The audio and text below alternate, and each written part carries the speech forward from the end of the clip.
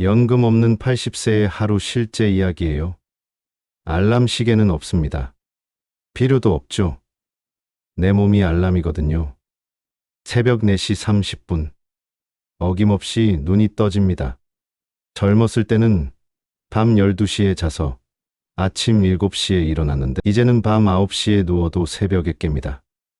노인의 잠은 얕아요. 깊게 잠들 수가 없어요. 눈을 뜨자마자 느끼는 건 허기입니다. 속이 쓰리고 공허해요. 어젯밤 저녁을 못 먹었거든요. 아니, 정확히는 먹을 게 없었어요. 침대에서 몸을 일으키려는데 무릎이 뚝뚝 소리를 냅니다. 관절염이 심해졌나 봐요. 하지만 병원 갈 돈은 없으니까 그냥 참죠. 오늘은 뭘 먹을 수 있을까? 이게 제 하루의 첫 번째 생각입니다. 배고픔이요. 방 안을 둘러봅니다. 벽지는 곳곳이 뜯겨 있고 천장 모서리에는 검은 곰팡이가 피어 있어요. 습기 때문이죠. 보일러를 틀 돈이 없으니까요. 겨울철 가스비가 월 15만 원씩 나오더라고요. 저한테는 거의 한 달 생활비예요. 그래서 두꺼운 옷을 여러 겹 입고 삽니다. 부엌으로 걸어갑니다. 슬리퍼도 다 떨어져서 맨발로 걸어요. 차가운 바닥이 발바닥을 찌르지만 익숙해졌어요. 냉장고 문을 엽니다. 휴, 한숨이 절로 나와요. 시든 배추즙 2장, 무름이 시작된 양파 반쪽, 그리고 소금이 전부예요. 예전 같으면 이것들로라도 된장찌개를 끓였을 텐데 지금은 가스를 틀 수가 없어요. 가스비가 무서워서요. 그래서 그냥 찬물에 배추즙을 씻어서 소금 찍어 먹습니다. 이게 제 아침이에요. 씹으면서 눈물이 나요. 이게 인생인가 싶어서요. 70년을 살아온 인생이 이런 건가 싶어서요. 배추즙을 씹으면서 생각에 잠깁니다. 나는 1952년생입니다. 한국전쟁 이후 어린 시절을 보냈죠. 그때부터 가난했어요. 하지만 그땐 모두가 가난했으니까 상대적 박탈감은 지금보다 덜했죠. 초등학교도 제대로 못 갔어요. 일찍부터 일을 해야 했거든요. 남의 집 머슴살이, 공사장 막노동, 공장 기계공, 평생을 몸으로 살았어요. 20대 때 결혼했습니다. 아내도 저만큼이나 가난한 집 딸이었어요. 하지만 우리는 행복했어요. 가난해도 희망이 있었거든요. 열심히 일하면 잘 살 수 있을 거야. 우리 애들은 우리보다 나은 삶을 살 거야. 그 믿음으로 버텼어요. 새벽 5시에 일어나서 밤 10시에 들어오는 생활을 40년간 했습니다. 토요일도 일했고 일요일도 종종 일했어요. 몸이 아파도 일터에 나갔어요. 하루 빠지면 그날 일당을 못 받으니까요. 그런데 그때는 몰랐어요. 노후 준비라는 게 필요하다는 거요. 60세에 정년퇴직했어요. 공장에서 38년 일했는데 퇴직금이 얼마였는 줄 아세요? 3,200만 원이었어요. 38년 일한 값이 그게 전부였어요. 그 돈으로 전세 보증금 부족한 거 메우고 아내 수술비 내고 둘째 아들 결혼 도와주고 나니까 1년 만에 바닥났어요. 그때부터 알았어요. 국민연금이라는 게 있다는 거요. 하지만 너무 늦었죠. 60세부터 가입하면 받을 수 있는 연금이 한 달에 15만 원 정도밖에 안 되더라고요. 15만 원으로 뭘 할 수 있겠어요? 방세도 안 나와요. 그래서 65세까지 달장 청소, 폐지 줍기, 식당 설거지, 할 수 있는 일은 다 했어요.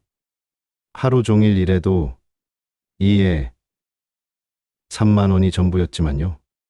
아침에 배출십 한 장으로 버틴 배는 11시쯤 되면 꼬르륵 소리를 냅니다. 하지만 참아야 해요. 12시가 되어야 경로당에서 무료 급식을 주거든요. 경로당까지 걸어가는데 20분 정도 걸려요. 버스비 1,370원이 아까워서 걸어가죠. 20분 걸으면서 배가 더 고파져요. 경로당 문 앞에 서면 복잡한 마음이 들어요. 내가 이 나이에 공짜 밥을 얻어먹으러 다니는구나. 하지만 배가 고픕니다.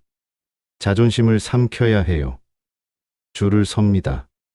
저와 비슷한 처지의 할아버지, 할머니들이 20명 정도 줄을 서 있어요. 다들 말이 없어요. 서로 눈도 잘 안 마주쳐요. 부끄러운 마음은 다 똑같나 봐요. 할아버지, 여기 앉으세요. 자원봉사하는 대학생이 말해요. 고마운데 동시에 서글퍼요. 내 손잡벌대는 애가 저를 불쌍히 여기는구나 싶어서요. 밥상을 받습니다. 김치찌개, 계란말이, 시금치나물, 밥. 정말 맛있어 보여요.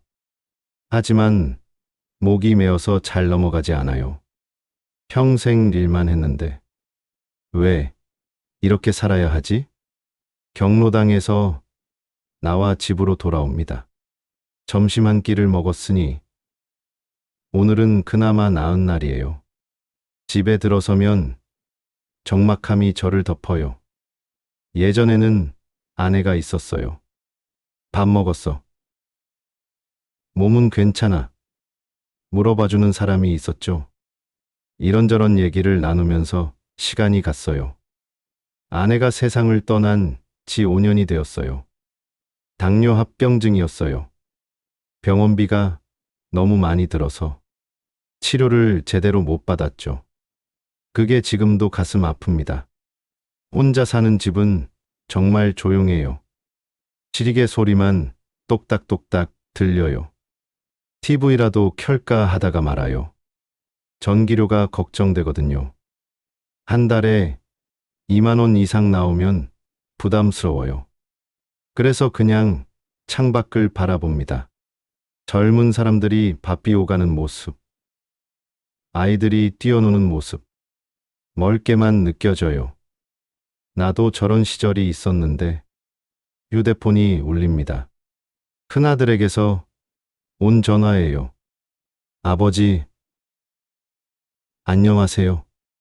목소리가 조금 무거워요. 바쁘다는 뜻이죠. 응, 괜찮다. 밥은 잘 드시고 계시고요? 응, 먹고 있다. 몸은 아픈 데 없으시고요? 괜찮다. 대화가 길어지지 않아요. 아들도 할 말이 없고, 저도 뭐라 말할 게 없어요. 사실 하고 싶은 말은 많아요. 아들아, 아버지가 배가 고프다. 병원에 가고 싶은데 돈이 없다. 너무 외롭다. 가끔 너희 집에 가서 밥이라도 같이 먹고 싶다. 하지만 말할 수 없어요. 아들도 자기 살기 바쁘다는 걸 알거든요. 애들 학원비, 집 대출, 저희 때보다 더 힘들게 사는 것 같아요.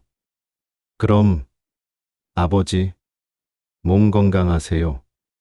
또 연락드릴게요. 응, 그래. 전화가 끝나면 더 외로워져요. 해가 집니다. 제일 힘든 시간이에요. 점심을 먹었으니까 저녁은 굶어야 해요. 하루에 한 끼만 먹는 게 제 일상이거든요. 배에서 꼬르륵 소리가 계속 나요. 물을 많이 마셔서 배를 채웁니다. 하지만 물배는 금세 꺼져요. 냉장고를 다시 열어봅니다. 여전히 텅 비어 있어요. 마트에 가면 음식이 많아요. 하지만 제겐 그림의 떡이죠. 계산대에서 카드를 내밀 돈이 없어요. 가끔은 유혹에 빠져요. 편의점에서 삼각김밥이라도 하나 사 먹고 싶어요. 하지만 1200원이 아까워서 못 사요. 그 돈이면 이틀은 더 버틸 수 있거든요. 밤 9시가 되면 잠자리에 듭니다. 할 일도 없고 전기료도 아껴야 하고 이불은 얇아요. 두꺼운 이불은 세탁하기 어려워서 얇은 걸로 여러 장 덮어요. 그래도 추워요. 잠자리에서 생각이 많아져요. 내일은 뭘 먹을까? 이번 달 관리비는 어떻게 낼까? 아프면 어떻게 하지? 언제까지 이렇게 살아야 할까? 무서운 생각도 들어요. 혹시 제가 아파서 쓰러지면 누가 알까요? 며칠 후에나 발견될까요? 그런 생각을 하면서 잠에 들어요. 새벽에 또 깨어날 것을 알면서요. 기침이 한 달째 멈추지 않아요. 가슴이 답답하고 숨이 가빠요. 다리도 자주 붓고 소변 볼 때 아픕니다. 분명히 몸에 이상이 있어요. 병원에 가야 한다는 걸 알아요. 하지만 못 가요. 돈이 없거든요. 국민건강보험료도 밀렸어요. 3개월째 못 냈어요. 그래서 병원에 가도 건강보험 혜택을 못 받아요. 의료비를 100% 다 내야 해요. 종합검진? 그런 건 꿈도 못 꿔요. 기본검사만 해도 50만 원은 들 텐데 그 돈이 어디 있어요? 그래서 그냥 참아요. 몸이 아파도 참고 견딥니다. 죽으면 죽는 거지. 이런 생각까지 들어요. 가끔 복지관에서 전화가 와요. 어르신, 기초생활수급자 신청 안 하셨어요? 해봤어요. 서류를 가져가서 신청했어요. 하지만 탈락했어요. 왜냐하면 아들이 있거든요.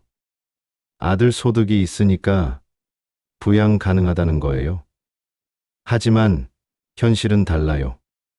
아들도 자기 살기 바빠요. 저를 부양할 여력이 없어요. 그런데 서류상으로는 부양 가능한 가족이 있으니까 지원 대상이 아니래요. 그럼 아들분께 부양비를 받으세요. 공무원이 말해요. 하지만 어떻게 아들에게 손을 벌려요? 걔가 평생 자식한테 돈 달라고 한 적이 없는데 결국 복지 혜택은 받지 못해요. 껴안고 있는 것도 없고 받을 수 있는 것도 없어요. 생활비가 떨어지면 폐지를 주어야 해요. 새벽 5시에 일어나서 이어카를 끌고 나갑니다. 아파트 단지를 돌아다니면서 폐지를 주어요. 사람들이 쳐다봐요. 창피해요.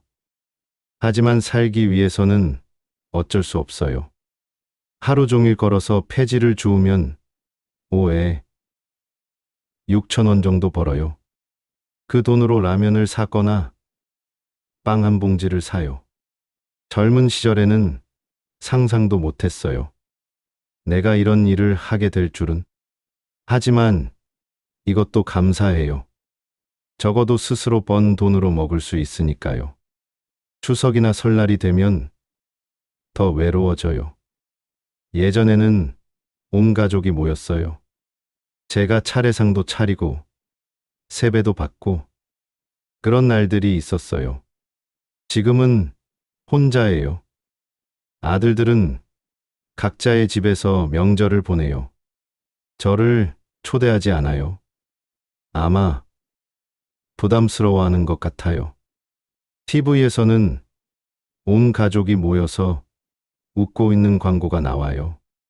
그걸 보면 더 쓸쓸해져요. 나도 저런 가족이 있었는데 명절 음식은 꿈도 못 꿔요.